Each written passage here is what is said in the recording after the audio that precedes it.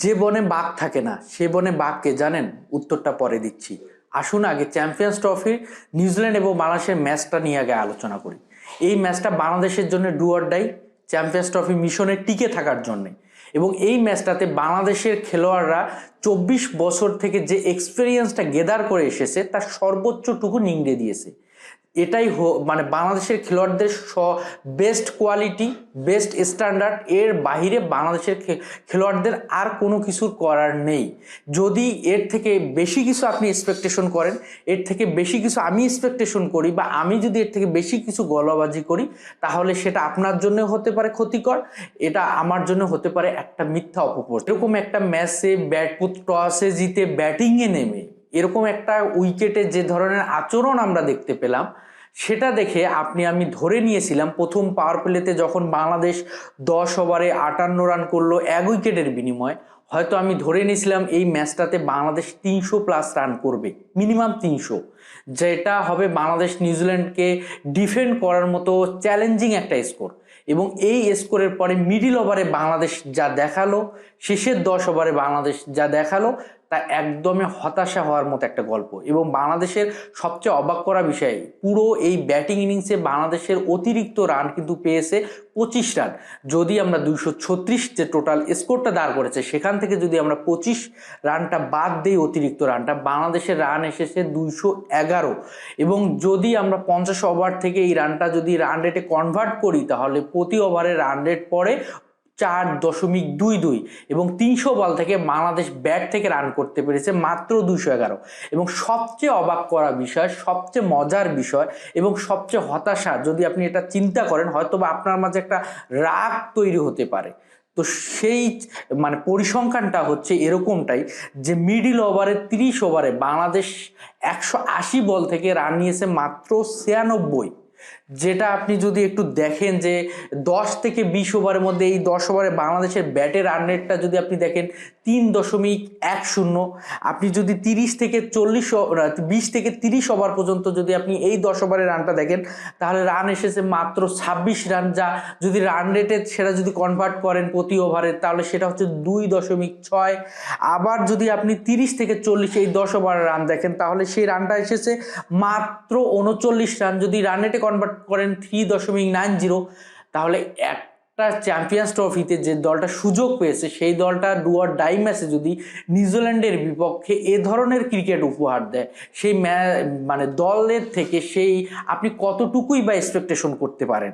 এবং সর্বশেষ যে 10 ওভার, সেই 10 ওভার থেকে রান এসেছে 5.6 করে।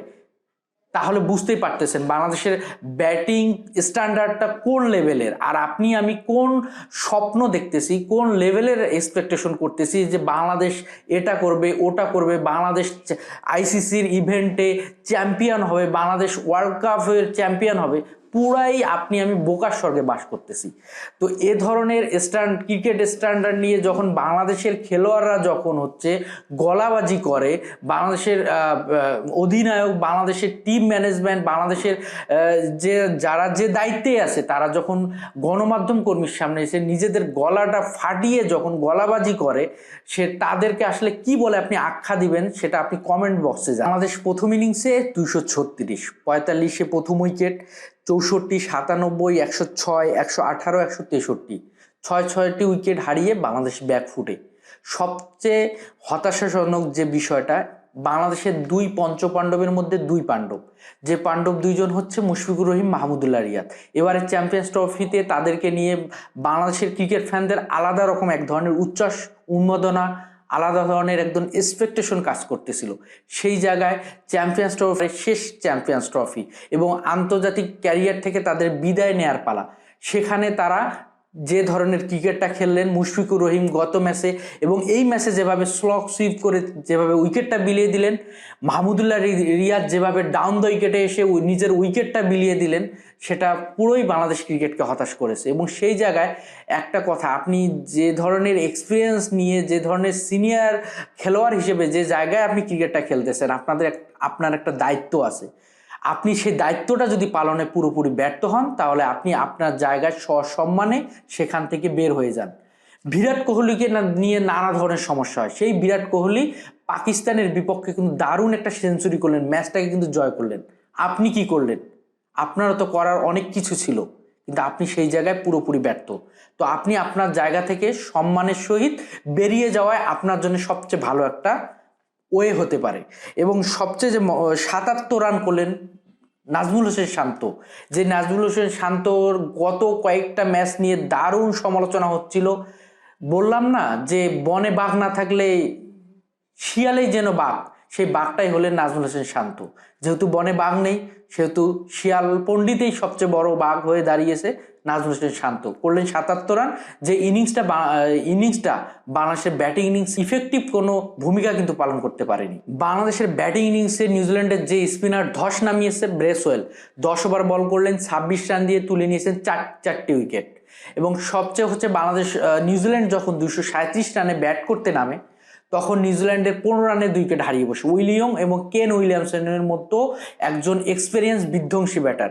তারপরে বাংলাদেশ অনেকটা কিন্তু স্বপ্ন দেখতেছিল, কিন্তু সেই 72 রানে যখন 3 উইকেট হারালো, ডেভিন কনওয়ের উইকেট, তারপরেই হচ্ছে একটা লম্বা পার্টনারশিপ, চতুর্থ উইকেট পার্টনারশিপ 129 রানের। রাচিন রাবিন্দা করলেন 112 রান, টম লাথাম করলেন 55। এবং রাচিন রাবিন্দার যখন আপনি সহজ একটা রান আউট মিস করলেন, তানজিদ হাসান তামিম 8 রানের মাথায়, সেই 8 রান থেকে রাচিন রাবিন্দা নিয়ে গেলেন 112 রান। ক্রিকেটটা কিভাবে খেলতে হয়, কিভাবে ধৈর্যের সহিত হচ্ছে নিজের দায়িত্বটুকু পালন করতে হয়, সেটা দেখিয়ে দিলেন 2 দিনের রাচিন রাবিন্দা। সেখানে আমাদের 9-10 বছর 2 যোগের এক্সপেরিয়েন্স নেয়া খেলোয়াড়রা সেই জায়গায় কিন্তু সেইটুকু শিক্ষা এখন পর্যন্ত গ্রহণ করতে পারে। তো সর্বশেষ যে কথাটি না বললেই নয়, এরকম ব্যাটিং স্ট্যান্ডার্ড নিয়ে হয়তোবা আমরা শেষের ম্যাচটা খেলবো পাকিস্তানের বিপক্ষে, হয়তোবা চ্যাম্পিয়ন্স ট্রফির মিশনটা অবশ্যই আমরা চাইবো জয় দিয়ে শেষ করতে। সেই জয়ের প্রত্যাশা নিয়েই শেষ করছি। আল্লাহ হাফিজ।